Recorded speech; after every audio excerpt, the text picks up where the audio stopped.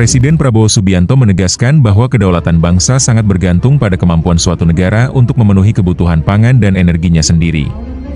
Penegasan tersebut disampaikan Kepala Negara dalam sambutannya saat membuka konvensi dan pameran tahunan ke-49 Indonesian Petroleum Association yang digelar di Nusantara Hall, AIS BSD, Tangerang, pada Rabu, 21 Mei 2025. Presiden Prabowo juga telah meresmikan produksi perdana lapangan forel dan terubuk di Natuna, yang menghasilkan tambahan 20.000 barel minyak dan 60 juta standar kaki kubik gas per hari.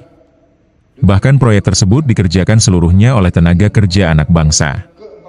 Presiden Prabowo turut mendorong sinergi antara sektor swasta, BUMN, dan pemerintah dalam mengelola potensi energi nasional, termasuk energi baru dan terbarukan. Kepala Negara menekankan pentingnya kerja sama lintas sektor untuk mengurangi ketergantungan terhadap energi impor. Badan Pengelola Migas Aceh BPMA juga ikut berpartisipasi dalam kegiatan Indonesian Petroleum Association 2025 tersebut.